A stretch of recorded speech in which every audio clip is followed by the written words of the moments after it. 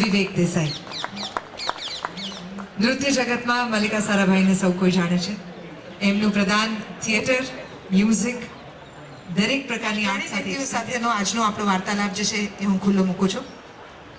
સૌથી પહેલો સવાલ તમને ત્રણેયને, મલ્લિકાબેન તમારાથી શરૂઆત કરીએ. તમારી અલગ અલગ કલાઓના જે સ્વરૂપો છે એમાં સાહિત્યનું ઇન્ફ્લુઅન્સ કેટલું છે?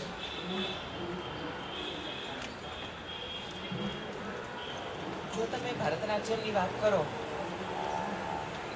નૃત્યમાં તો ભરતનાટ્યમ અને કુચીપુડી હું કરું છું, એમાં તો જે ગીતો અમે વાપરીએ છીએ એ બધા મહાન સાહિત્યકારોના જ છે, અને દક્ષિણના. અને જો તમે ભરતનાટ્યમ અને કુચીપુડીના, જેને એક ટ્રેડિશનલ પરફોર્મન્સ કહીએ, તો એમાં તો બધું જ સાહિત્ય છે, જૂનું સાહિત્ય છે, અને હવે નવું લખાવા માંડ્યું છે. મારા જે પરફોર્મન્સ પીસીસ છે એમાં રિલેટિવલી ઓછું લખેલું સાહિત્ય મેં વાપર્યું છે, કારણ કે મારે જે વાતો કરવી હતી એવું સાહિત્ય મને મળતું નહોતું. એટલે નહોતું લખવું, પણ પોતે લેખિકા બનવું પડ્યું, કારણ કે એવું કોઈ મળતું નહોતું કે જે એસ્પેશિયલી જે મારા ફેમિનિસ્ટ વિચારો છે અને એને જેને કલા કે પરફોર્મન્સ દ્વારા કરવું હતું, તો એ અપ્રોપ્રિએટ મળતું નહોતું, એટલે લખવું પડ્યું. પણ હમણાં 3 વર્ષ પહેલાં જ્યારે રવિન્દ્રનાથ ટાગોરની 150th એનિવર્સરી હતી, ત્યારે બહુ જ ઇન્ટરેસ્ટિંગ એક્સપેરિમેન્ટ કર્યો કે ટાગોરને લોકો સાહિત્યકાર તરીકે જાણે છે, ચિત્રકાર તરીકે જાણે છે, સંગીતકાર તરીકે જાણે છે, લેખક તરીકે જાણે છે, ફિલોસોફર તરીકે જાણે છે. અને જે કલાકૃતિઓ રચાય છે, તો કાં તો એમના નૃત્ય નાટિકાને લઈને, કે કાં તો એમની શોર્ટ સ્ટોરીઝને લઈને, કાં તો એમના નાટકોને લઈને. પણ રવિન્દ્રનાથ ટાગોર પોતે કોણ હતા? કારણ કે સંગીતવાળાઓ સંગીતને જુએ, નાટકવાળા ફક્ત નાટકને જુએ. એટલે એમની બધી કૃતિઓને લઈને વિથ લવ કરીને, જેમાં ટાગોર પોતે ટાગોર છે અને 2 ટાગોર છે, પણ એમાં જે પણ અમે ડાયલોગ્સ લીધા એ બધા ટાગોરે પોતે જુદા જુદા સંદર્ભમાં લખેલા લીધા. અને ટાગોર જે એમના પર્સનલ રિલેશન્સ હોય એને ચિત્રમાં પરિવર્તિત કરતા હતા કે નહીં, તો એ કનેક્શન્સ બધા એમના જ લખાણ, એમની જ વાર્તાઓ, એમના જ ગીતો દ્વારા એક સંકલન કરીને એક ટાગોરનામા રચ્યું. એટલે એમાં બહુ જ સાહિત્યનો, ગીતોનો અને બીજી બધી કળાનો સમાવેશ હતો. શ્યામલભાઈ, સુગમ સંગીતની સાથે તો તમે આટલા વર્ષોથી જોડાયેલા છો, અને એમાં આટલા બધા કવિઓનું સંગીત જે છે એ તમે આટલા બધા લોકો સુધી પહોંચાડ્યું છે. સાહિત્યના નવસર્જનની વાત પણ તમારી સાથે થઈ રહી છે, કારણ કે તમે એક મોડર્ન સમયને પણ સાહિત્યની અંદર નાખવાનો તમારો પોતાનો પ્રયત્ન છે, અને તમે આટલા વર્ષોથી જે સાહિત્ય છે એને પણ સાંકળી રહ્યા છો. તમને એવું લાગે છે કે તમારા સંગીતની સાથે સાથે સાહિત્ય પણ છે એ બદલાઈ રહ્યું છે? તમારા આટલા વર્ષોના અનુભવમાં તમે શું કહેશો? કે પહેલા તો જે આ સાહિત્ય શબ્દ છે ને એના પર આપણે થોડું ફોકસ કરીએ તો ચોક્કસ. સાહિત્ય પોતે શબ્દ છે એ માત્ર ભાષા પૂરતો મર્યાદિત નથી. કોઈ પણ ક્ષેત્ર હોય, લાઈક કોસ્મેટિક સર્જરીનું પણ સાહિત્ય હોય છે, ફોટોગ્રાફીનું પણ સાહિત્ય હોય છે, ઇવન આ ઝાડ પાનની વાત કરીએ તો એનું પણ સાહિત્ય હોય. એટલે સાહિત્ય એ લેખિત માહિતીનો જે સંગ્રહ હોય કોઈ પણ વિષયનો, એને સાહિત્ય કહેવાય. હવે સંગીતમાં જ્યારે સાહિત્યની વાત આવે એટલે પહેલી જ વાત આપણને ભાષા સાહિત્ય તરફ એનો સંદર્ભ છે એવું આપણું માન્યતા થાય. અને એ બહુ સાચી વાત છે, કારણ કે જે સુગમ સંગીત છે અથવા ભાવ સંગીત આપણે જેને કહીએ છીએ, અથવા ફિલ્મ સંગીત ઇન દેટ સેન્સ, એ શબ્દ, વિચાર, ભાવનાઓને લગતું જે સાહિત્ય છે એના પર અમુક અંશે નિર્ભર છે. એમાં પણ ઘણા કન્ફ્યુઝન છે કે કાવ્ય સંગીત એને કહેવું કે એને સંગીત કાવ્ય કહેવું. કારણ કે બધા જ કાવ્યો જ્યારે રચાય છે, શરૂઆત કવિ કરે છે, એ સંગીત માટે નથી રચાતા. એટલે કાવ્ય તો આમ જોઈએ તો સંગીત પ્રવૃત્તિ કરતાં એકદમ સ્વતંત્ર પ્રવૃત્તિ છે ને એને સંગીત સાથે કોઈ મૂળભૂત લેવા દેવા છે નહીં. તો તમે ઘણા બધા પ્રાદેશિક મ્યુઝિક જોતા હશો, વેસ્ટર્ન મ્યુઝિક જુઓ, તો એમાં તમને એક ડિમાર્કેશન બહુ સ્પષ્ટ દેખાશે જે ગુજરાતીમાં નથી. આપણે ત્યાં કાવ્યોને ગાવાની એક પ્રથા સંગીતમાં એક શરૂ થયેલી છે, પણ એ બહુ ઓછા પ્રાદેશિક અથવા બીજા દેશોના મ્યુઝિકમાં કદાચ જોવા મળે.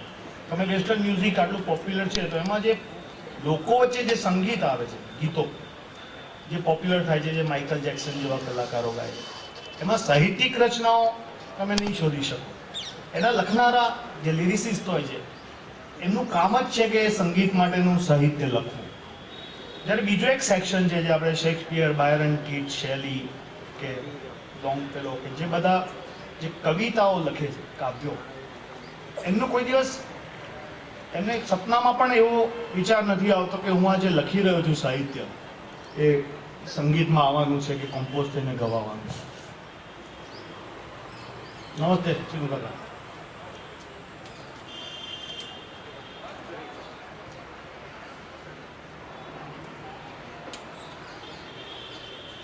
GJ1KB9095 અહીંયા કોઈની કાર છે? આ કાર ટો થઈ જાય એ પહેલા હટાવી લેવા વિનંતી છે. GJ1KB9095 કોઈની કાર છે? Can I have some volunteer please who can go to the next venue and check this? જે સાહિત્ય આવે છે એને હું બ્રોડલી આમ મારે એક્સપ્રેસ કરવું હોય તો બે કામ, એક માળી કામ છે અને બીજું દરજી કામ હોય છે.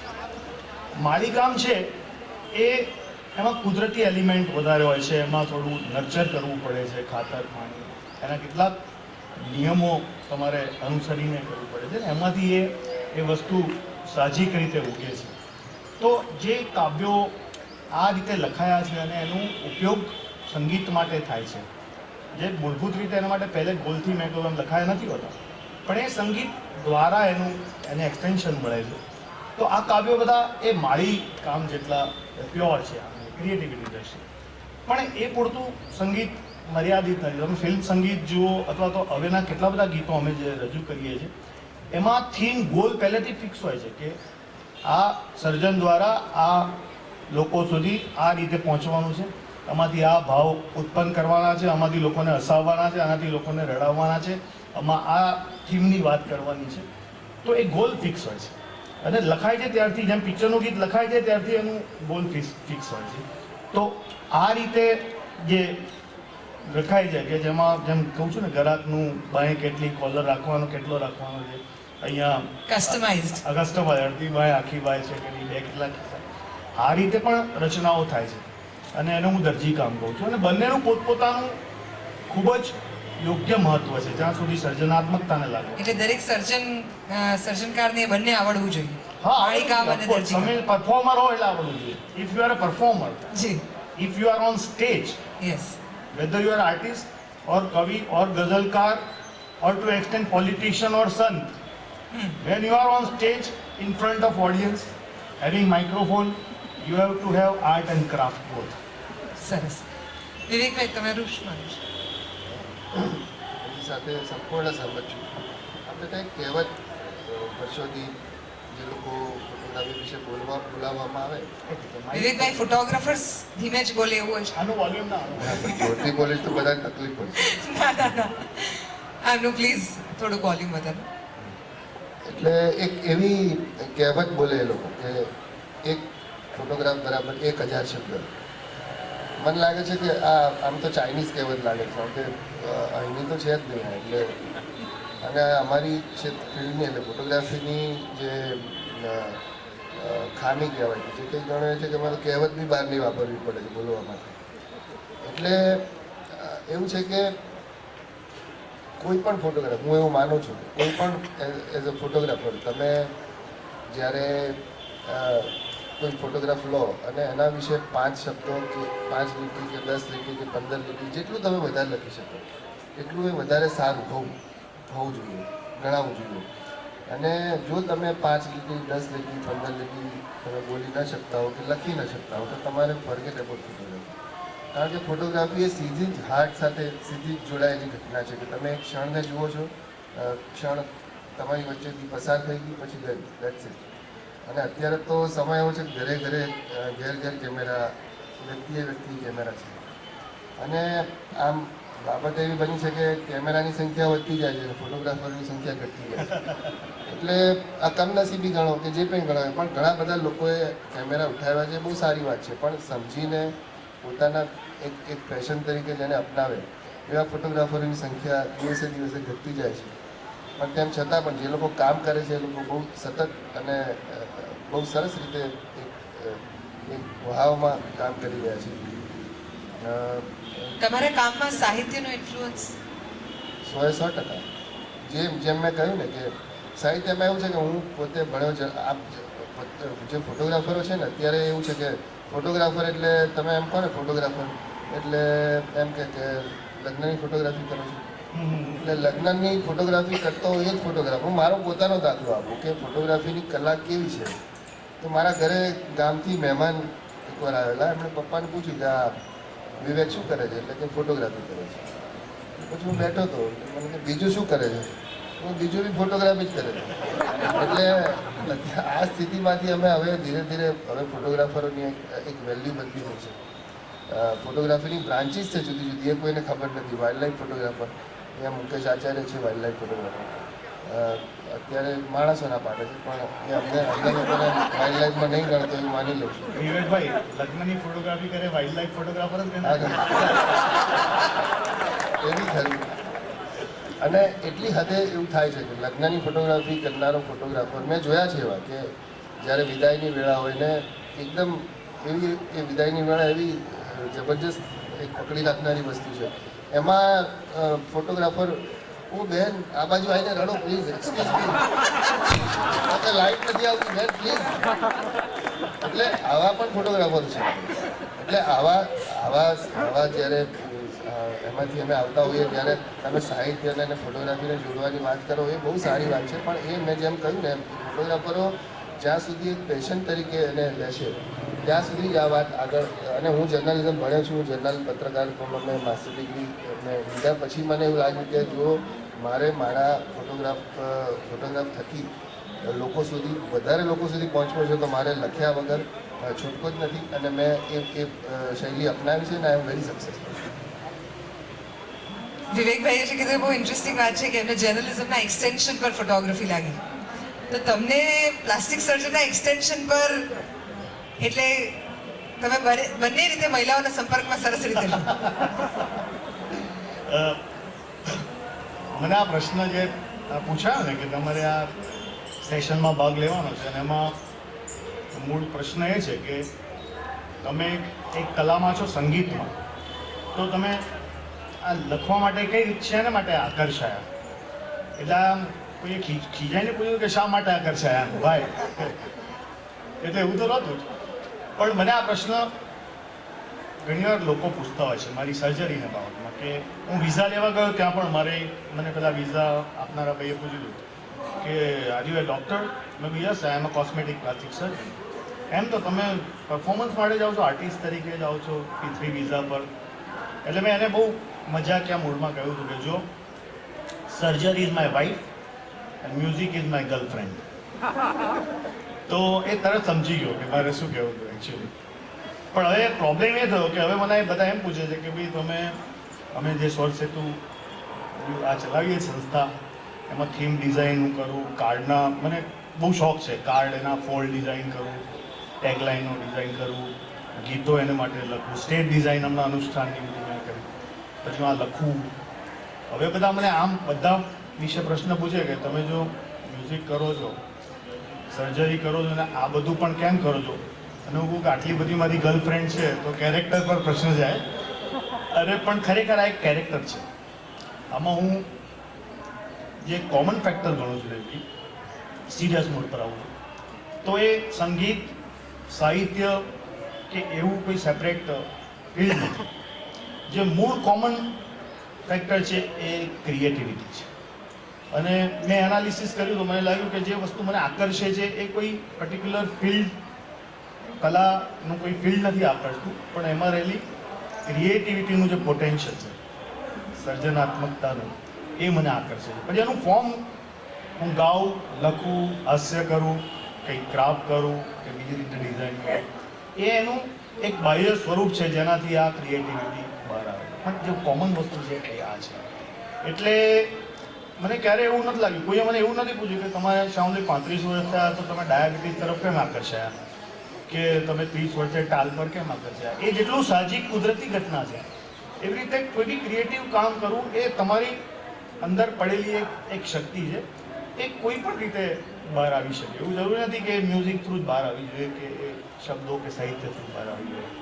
અને એ કેમ આવે છે એનો કોઈ એવો શ્યોર જવાબ નથી કે કારણ કે 1 2 3 4 5 એવું મારશે. હું સંમત છું એકચ્યુઅલી, પણ from a slightly different point of view. મારે માટે આ બધી કળાઓ ભાષા છે અને કમ્યુનિકેશનની ભાષા છે. યસ. એટલે હું જ્યારે એકથી બીજામાં સ્વિચ કરું છું કે એકમાં બીજું મિશ્રણ કરું છું કે લઈ આવું છું, એ એટલા માટે લઈ આવું છું કે મને લાગે છે કે આ વિચાર કમ્યુનિકેટ કરવા માટે આના બદલે આ વાપરવું જોઈએ કે આની સાથે આ વાપરવું જોઈએ. અને મારે માટે એ એક સિતાર કે તાનપુરાના તાર છે. જેમ ગુજરાતીમાં બોલતા બોલતા હું કદાચ અંગ્રેજીમાં જતી રહું કે ઊભી થઈને કંઈક કરું આ જ ઓડિયન્સ સાથે કંઈક વિચાર શેર કરવા માટે, તો મારે માટે કોન્શિયસ વિચાર નથી કે હું અહીંયાથી આમાં સ્વિચ કરી રહી છું કે અહીંયાથી આમાં સ્વિચ કરી રહી છું. મારી પાસે જેટલી ભાષાઓ છે એ બધાને વાપરીને એની વચ્ચે તફાવત કર્યા વગર હું એક વિચાર કે ઘણા બધા વિચારોને ઓડિયન્સ સુધી લઈ જવાની કોશિશ કરું છું. મને લાગે છે એમણે ક્રિએટિવિટી કીધું, હું કનેક્શન કહું છું, પણ મને લાગે છે અમારા વિચાર I was surgeon. about to ask you the same question કે તમે તમારું એક્સટેન્શન જે છે અત્યારે જ્યારે તમારી કોલમની અંદર અમે જોઈએ છીએ ત્યારે તમે આટલા બધા આર્ટ ફોર્મ્સ ઓલરેડી એક્સપ્લોર કરેલા છે, તમને તો પણ એ નીડ લાગી કે આ વાત કદાચ શબ્દ સુધી અને માત્ર શબ્દથી લોકો સુધી પહોંચવી જોઈએ, અક્ષરોથી, અને એ which was that moment which told you that now you need to penetrate into this as well? હું લખવામાં ખૂબ શરમાતી હતી અને 5 વર્ષ મહાભારત કર્યું પછી જ્યારે મહાભારત કરીને બહાર નીકળી ત્યારે એક વિચાર બહુ મનમાં હતો કે ફરીથી બીજાના લખેલા ગીતો પર ભરતનાટ્યમ કરાય અને ફક્ત એ જ કરાય એવી પરિસ્થિતિ રહી નથી. આ 5 વર્ષમાં હું એટલા બધા જુદા જુદા એક્સપિરિયન્સીસ લીધા છે અને એક એક્ટિવિસ્ટની સૌથી સારી ભાષા કળા હોઈ શકે એ સમજથી બહાર આવી છું. એટલે કંઈક કરવું છે. એટલે મારો જે પહેલો પીસ હતો feminist Shakti the power of women, એના ઉપર કામ કરવાનું શરૂ કર્યું અને જુદા જુદા લોકોના લખાણ વાંચવાનું શરૂ કર્યું અને ખૂબ ફ્રસ્ટ્રેશન આવ્યું કારણ કે ઇટ વોઝન્ટ ક્વાઇટ ધેર. એટલે એક જાતનું મિડવાઇફનું ફંક્શન પોતાના ઉપર કરવું પડ્યું and I had to birth words.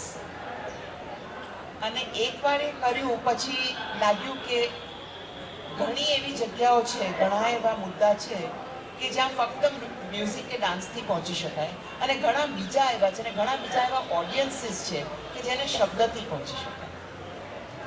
એટલે મારે માટે એક એન્ડ છે, આઈધર ઓર નથી.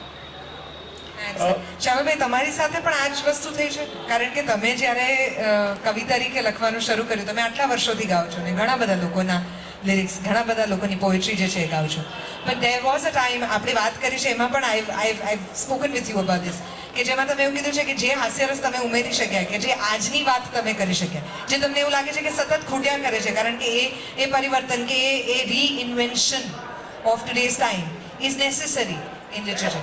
તો એ કારણ હતું તમારું લખવા તરફના ઝુકાવનું કે બહુ એ સાહજિક હતું? હું તને આનું એનાલિસિસ કરું મારા વિશે કે આવું કેમ થયું, તો મૂળ કારણ છે ને, અમે લઘુને સ્વામી વી આર પરફોર્મન્સ, રાઈટ? અને આર્ટિસ્ટ અને પરફોર્મન્સ વચ્ચે થોડોક ભેદ છે રિક્વાયરમેન્ટ્સમાં. એટલે તમે કોઈ બી કલાકાર, કોઈ બી નામી કલાકાર અથવા જે કલાકારને તમે એક્સપોઝ કરો, એક્સપોઝ થાવ, એના સ્ક્રૂ ખોલી કાઢો તો એ 3 ભાગમાં ડિવાઈડ થઈ જાય કલાકાર. 3 સેગમેન્ટ્સ, 3 ટુકડા પડી જાય. એક જે ટુકડો છે એ હું માનું છું દૈવી શક્તિનો ટુકડો છે કે એના વગર કલાકાર થઈ જ ના શકે. કે સૂર અથવા તાલ, આની જે સમજની શક્તિ છે એ દૈવી છે, એ તમે અહીંયા આવીને તમે એ વસ્તુ ના શીખી શકો. અને એ આર્ટ એ આર્ટ છે. અને કોઈ પણ આર્ટિસ્ટની જે ઇફેક્ટિવિટી છે, અસરકારકતા, એમાં એ સેગમેન્ટનો ફાળો હોય છે. જેને સમય સુધી જે ટકી રહે છે, યુગો સુધી જેની અસર ટકી રહે છે, એ આ ડિવાઇન સેગમેન્ટ છે. એ દરેક આર્ટિસ્ટમાં એની સાઇઝ જુદી હોય છે. બીજો જે ટુકડો છે એને હું મેડિકલમાં છું એટલે મને એમાં વધારે ઇન્ટરેસ્ટ છે કે it has to deal with science, biology and neuroscience. A neuroscience આખી પ્રોસેસ છે, creativity, art, craft and skill, કોઈ પણ હોય, ફોર્મ ગમે તે હોય, એમાં બહુ જ બેઝિક એ ભાગ ભજવે છે. અને એમાં બહુ ઇન્ટરેસ્ટિંગ વાત, એક સ્કૂલ એવી માને છે કે તમે બેઠા હો આવી રીતે અને તમારો ડાબો અંગૂઠો જો ઉપર હોય, that means you are right brain oriented. અને ઘણા લોકો લેફ્ટ બ્રેન ઓરિએન્ટેડ હોય છે. લેફ્ટ બ્રેનનું કામ છે તમે લોજિકલ, લિનિયર, સિક્વન્શિયલ થિંકિંગ કરો, જે લેંગ્વેજમાં હોય છે, જે મેથેમેટિક્સમાં હોય છે. અને એ લોકોનો સાહજિક એપ્રોચ એવો છે, કોઈ બી પ્રશ્ન આવે એટલે એમનો એપ્રોચ સ્ટેટિસ્ટિક્સ સાથે હોય, લિનિયર થિંકિંગ હોય. અને રાઇટ બ્રેન ઓરિએન્ટેડ માણસ હોય, જે કુદરતી રીતે બ્રેન એવી રીતે થતા હોય, એ લોકો નોન સિક્વન્શિયલ હોય છે, ક્રિએટિવ હોય છે, એ લોકોને ઇમેજિનેશન સાથે સંબંધ હોય છે, કોઈ આવું ગણતરીપૂર્વકના લોજિક સાથે એમને સંબંધ નથી હોતો. અને એ લોકો વધારે ક્રિએટિવલી કોઈ બી વસ્તુનો એપ્રોચ કરતો હોય. જે લેફ્ટ ઓરિએન્ટેડ હોય ને, એ કોઈ બી એને સોલ્યુશન તમે આપવાનું કોઈ પ્રોબ્લેમ આવે કે કોઈ પઝલ આવે કે કોઈ ચેલેન્જ આવે, તો એના બ્રેનમાંથી એક જ આન્સર આવે જે એકદમ સાચો હોય. એને લાગે કે આ 100% સાચો છે, આ સૌથી સરળમાં સરળ રસ્તો છે. પણ જે રાઇટ બ્રેન ઓરિએન્ટેડ હોય એને ઓપ્શન્સ આવે, આમ પણ હોઈ શકે અને આવું બી કરી શકાય. અને બીજી રીત આ પણ છે. આ એક બ્રેનની એક ફોર્મેશન એવું તમને મળેલું છે. અને એમાં જુદા જુદા સેન્ટર્સ બધા લિંક થતા હોય છે. અને આ સેન્ટરો કઈ રીતે લિંક થાય છે બ્રેનમાં, એ તમારી કોગ્નિશન જે કહેવાય, કોગ્નિટિવ બિહેવિયર, કે જે કોઈ બી વસ્તુને સમજવાની, એને શીખવાની જે તમારી કેપેસિટી છે એના ઉપર અસર કરે. અને જે લોકોનું આ પ્રી ફ્રન્ટલ જે કોર્ટેક્સ હોય આગળ, એ બહુ જ વાઇટલ ઓર્ગન છે. કારણ કે એ હાઈ લેવલનું જે હાયરાર્કી, મિકેનિઝમ છે વિચારવાનું, એમાં એ પાર્ટ છે. અને ઘણી ઇન્ટરેસ્ટિંગ વાત છે કે એમાં MRI સ્ટડીઝ થયા છે કે એ લોકોએ વાર્તાકારોને MRI મશીનમાં વાર્તા લખવાનું કહીને એ જ વખતે બ્રેનના સેન્ટરની એક્ટિવિટી જોયેલી. અને બહુ એમને બધા બહુ આમ એમેઝિંગ. તમારો MRI રિપોર્ટ એમાં શું કહે છે? મારો હજી મહેનત કરાયો. પણ આ બહુ અગત્યનું છે, આ જે સેન્ટરો ભેગા થવાના. ત્રીજો સેગમેન્ટ છે, એ બી મારે કહેવો જોઈએ, એ બી તમે જોશો, એ સેગમેન્ટ દુનિયાવી પરિબળો છે અને આપણે ઊભા કરેલા વેલ્યુઝ છે, જેને માર્કેટિંગ, બ્રાન્ડિંગ કે તમે કહી શકો. એટલે એક કલા છે, વચ્ચે છે એ કારીગરી છે, ક્રાફ્ટ, અને ત્રીજું છે એ કપટ ને કાવતરું છે. આ ત્રણેય વસ્તુ ભેગા થાય ત્યારે એક આર્ટિસ્ટનું ફોર્મ બને છે. અને તમે આ સ્ક્રૂ છૂટા કરો ત્યારે તમને આ ત્રણેય વસ્તુ સેપરેટ જોઈ શકશો. અને જેમાં પહેલી બે વસ્તુ હોય છે ને, એ લોકો વધારે સિદ્ધિ, વધારે સફળતા, વધારે goal oriented, craft oriented art કરી શકે. અને એ ક્રિએટિવિટી એમને હેલ્પ કરતી હોય છે. હવે ત્રીજી જે વાત કરી એના પરથી મારે વિવેકભાઈને પ્રશ્ન પૂછવો છે. મારે એક સરસ દાખલો આપવો છે. એમને રાઈટ બ્રેન ને લેફ્ટ બ્રેનની વાત કરી તો જે ચાઇલ્ડ સાયકોલોજી સાથે સીધી જ ફોટોગ્રાફી કેવી રીતે સંકળાયેલી છે એની એક વાત કરું કે એક નાના બાળકોની સાવ 10 વર્ષથી આસપાસ, 10 થી 12 વર્ષના બાળકોની એક ફોટોગ્રાફી એમને કેમેરા આપવામાં આવ્યા અને એમને કહ્યું કે તમે એક સંસ્થા દ્વારા આ ફોટોગ્રાફી સ્પર્ધા યોજાઈ. અને એમને કહ્યું કે તમે જે તમને ઈચ્છા થાય ફોટોગ્રાફ તમે પાડી આવો અને એને પ્રિન્ટ કરીને એને તમે આપી દો. એમાં ફર્સ્ટ, સેકન્ડ, થર્ડ બધા જે પ્રાઇઝ આપવાના હતા એ લોકોએ જ્યુરી બેઠી અને એમાં એક છોકરાએ એક એવો ફોટો મૂકેલો, ખાલી બાળનું હતું.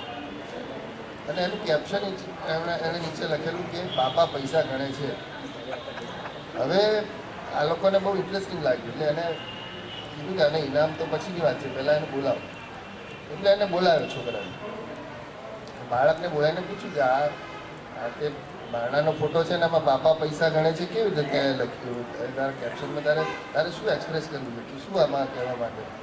એટલે કે મારા ગામમાં છે ને, મારા ગામમાં કરિયાણાની દુકાન છે અને મારા દાદા એમાં બેસે છે. અને 6 વાગે દુકાન બંધ થાય ને એટલે મારા દાદા મને બોલાવે એટલે હું ને મારા દાદા ત્યાં બારણાની પાછળ બેસીને અમે પૈસા ગણીએ કે કેટલા પૈસા આજની કમાણી કેટલી થઈ. એટલે તમે વિચાર કરો કે આ ચીનુ કાકા એક લીટીની કવિતા નથી આ. એટલે તમે જો બાળકો ઉપર જો આ બાળકને જો એને પ્લેટફોર્મ આપવામાં આવે અને ટ્રેનિંગ આપવામાં આવે તો કેટલું સારું ક્યાં સુધી લઈ જઈ શકે આ વાતને. એટલે ફોટોગ્રાફીની જે ફોટોગ્રાફી એસ્પેશિયલી બીજી કળાઓ તો છે જ છે, પણ ફોટોગ્રાફીની કળા સીધી જ સાયકોલોજી સાથે સંકળાયેલી. કારણ કે તમારા મગજમાં 6 વાગે અંધારું થાય ને કેમેરા બંધ થાય. હવે તો એવા કેમેરા આધુનિક આવી ગયા કે તમે અંધારુંમાં કંઈ હોય નહીં તોય કરો તોય ફોટા પડે, કે તમારે ભૂલ ના કરવી હોય તોય ભૂલ કરવી હોય તોય ફોટોગ્રાફ કેમેરા ભૂલ ના કરવા દે. એવા કેમેરા આવી ગયા, એવા યુગમાં આપણે આવી ગયા છીએ. ત્યારે મને એવું લાગે છે કે જો ફોટોગ્રાફરો જ્યારે આપણે ત્યાં એક મોટી મુશ્કેલી છે કે જે લોકો ફોટોગ્રાફીમાં આવ્યા ને એ લોકોનું ભણતર પ્રમાણમાં હોવું જોઈએ એટલું છે નહીં. એ લોકો બહુ જ ઓછું ભણતર, કારણ કે બહુ જ સરળ રીતે કમાઈ શકાય અને એવી એક આ કલા હોય તો એ ફોટોગ્રાફીની છે કે તમે મેરેજ ફોટોગ્રાફી કરતા હો તો તમે બહુ સારી રીતે તમારું ગુજરાન ચલાવી શકો એટલું તમને મળી રહે. એટલે એવા ફોટોગ્રાફરો ઘણા ફિલ્ડમાં આવ્યા, પણ એની સાથે સાથે એ લોકો હવે આપણે ત્યાં તો 2-3 મહિનાના મુહૂર્તના લગ્ન હોય એ પછીના બાકીના 8 મહિના 9 મહિના શું કરવાનું. એમાંથી પછી આ ક્લાસીસ ખુલ્યા ધીમે ધીમે, અને બીજા લોકોને ક્લાસીસ 1-2 જણના ક્લાસીસ ચાલે બધાને થયું કે આ સારો ધંધો છે, બધા ક્લાસીસ પણ બહુ ઉગી નીકળ્યા. પણ એ સારી વાત છે. એટલે એમાંથી ફોટોગ્રાફીની કલાનો ધીરે ધીરે જે વિકાસ થયો ગુજરાતમાં અને ગુજરાત બહારને, અત્યારે તો વિશ્વ ફલક પર ફોટોગ્રાફરો ગુજરાતના ફોટોગ્રાફરોએ ડંકો વગાડે છે. એટલે આ એક મારે જે વાત કરી હતી આ વાત સાથે આ ચર્ચા મારે ઓડિયન્સ માટે ખુલ્લી મૂકવી છે. આપમાંથી કોઈને પણ ક્ષેત્ર જે તમે એક્સપ્લોર નથી કરી અને કરવાના છો. ક્ષેત્રો જ નવા જન્મતા જાય છે. એટલે કદાચ 15 વર્ષ પહેલાં એમ નથી ખબર કે ડિજિટલ ટેકનોલોજી એક્સપ્લોર કરવી પડશે, પણ આજે ડિજિટલ ટેકનોલોજી ખુલી છે. અને જે શામળભાઈએ વાત કરી, હું હંમેશા ન્યુરો સાયન્સીસથી બહુ જ ફેસિનેટેડ રહી છું. અને જે ડીએનએના વિઝ્યુઅલ્સ છે તે પરફોર્મન્સીસમાં વાપર્યા છે.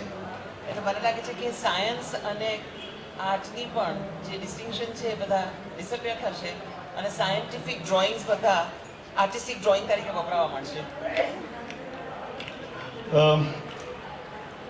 જે લોકો લિંગ્વિસ્ટિકમાં ભણ્યા છે એમને એક ખબર હશે, સેમિયોટિક્સ કરીને એક સ્ટડી છે, અને એ સ્ટડી છે ને એ સાઇન એન્ડ સિમ્બલ્સના મિનિંગનો સ્ટડી છે. એમાં બેઝિકલી લેંગ્વેજ પર ભાર મૂકવામાં આવે છે.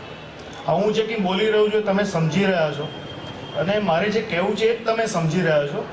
આ પ્રોસેસ જેટલી અત્યારે સરળ લાગે છે અથવા એના પર આપણું ધ્યાન નથી પડતું, પણ એ બહુ કોમ્પ્લેક્સ છે, પુષ્કળ કોમ્પ્લેક્સ. અચ્છા, અમે અહીંયા 3 જણા, બીજા 2 જે નથી એ 5 જણા વચ્ચે કોમન શું છે તો એક્સપ્રેશન્સ, આર્ટિસ્ટિક એક્સપ્રેશન એ કોમન છે.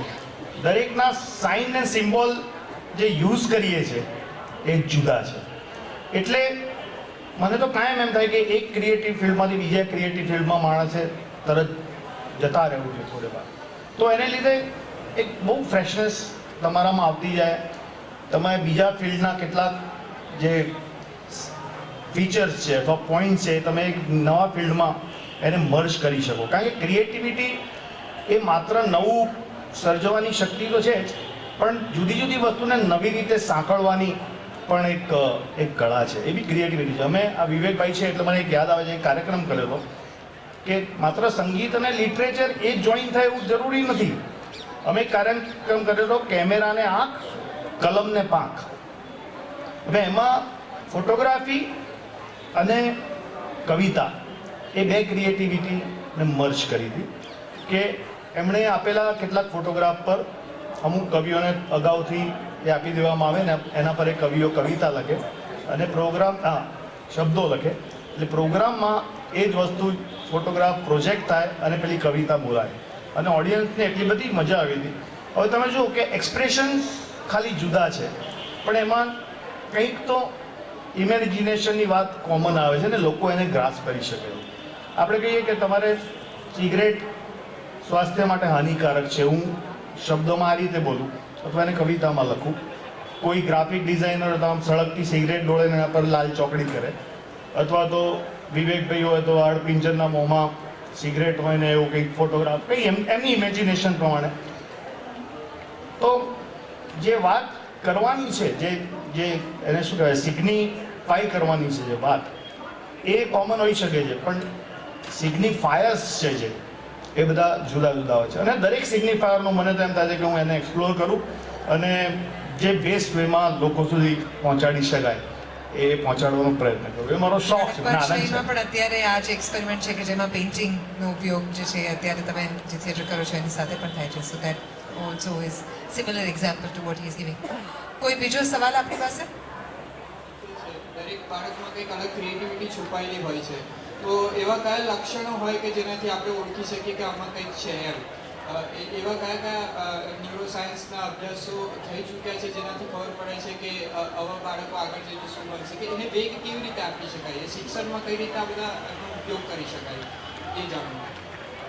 રિસન્ટલી એક હાર્વર્ડ મેડિકલ સ્કૂલનો સ્ટડી બહાર પડ્યો છે કે ગર્ભમાં રહેલા બાળકના ડીએનએ એનાલાઇઝ કરવાથી એને કયા વિષયમાં એ આગેવાની લઈ શકશે, કે કયા વિષયમાં એની રુચિ હશે તે કહી શકાય છે. ને અમેરિકા જેવા દેશમાં માતા પિતા ઓલરેડી આ ટેસ્ટ કરવા માંડ્યા છે ઓન એન એક્સપેરિમેન્ટલ બેસિસ, જેથી કરીને એ લોકો ગાઈડ કરી શકે. મને પર્સનલી નથી લાગતું કે આ કરવું જોઈએ, કારણ કે તો તમે એમ કહો છો કે my DNA is my destiny. મને નથી લાગતું કે આપણે ડીએનએ ફક્ત ડીએનએ જ છીએ એવું જ જો કહેતા હોય કે આપણે આપણું પોતાનું ડીએનએ જ છીએ તો એ ખાસું ડિપ્રેસિંગ ફ્યુચર બતાવે છે. હું એક ઇન્ટરેસ્ટિંગ વાત કરું, કારણ કે તમારી બહુ પ્રશ્ન બહુ જ વેલિડ છે આજના સંદર્ભમાં. કારણ કે આજની સ્કૂલો બધા બાળકોને એક સરખા બનાવે છે, સિક્કા મશીનમાંથી સિક્કા બહાર પડતા હોય. અને એ હકીકત છે કે દરેક બાળક પોતાની એક સ્પેસિફિસિટી લઈને જન્મે છે. એનામાં કંઈક તો એવું હોય છે કે જે બીજા બાળકમાં ના હોય. પણ અનફોર્ચ્યુનેટલી આપણી ભણતરની પ્રોસેસ એવી છે કે એમાં સ્પેસિફિસિટી ભૂંસાઈ જાય છે અને એક કોમન માણસ તરીકે બધા બહાર પડે છે. એક પુસ્તકમાં એક ઉદાહરણ વાંચ્યું હતું આપણે ત્યાં. હું અત્યારે તમને કહું કે કુદરતી દ્રશ્ય દોરવાનું છે, હા, તો હું ક્રેયોન આપું તો તમે એક કોરા પેપર ઉપર મને ખાતરી છે કે પેલા આમ ત્રિકોણ બ્રાઉન કલરના માઉન્ટેન દોરશો, એમાં વચ્ચે એક સૂરજ, એમ સૂરજ અડધો, એમાંથી નીચે નદી નીકળતી હોય, જો આ બધું બોલે છે, અને એક ઝાડ હશે અને એક ઝૂંપડી હશે. આ કોણે ફિક્સ કર્યું? તમારા મગજમાં. તો આ આપણી શિક્ષણ પ્રથાએ ફિક્સ કર્યું. અને આ ક્રિએટિવિટી ભૂંસવાનું આ એક ઉદાહરણ છે કે આ કેમ આપણા મગજમાં આટલું ભરાઈ ગયું છે. તમને ઝાડ કહો એટલે તમે આમ બે લીટી દોરીને ઉપર આમ 3 કરો. એક છોકરાને કહ્યું કે આ તો લોલીપોપ છે, આ ઝાડ ક્યાં છે? એની વાત સાચી હતી.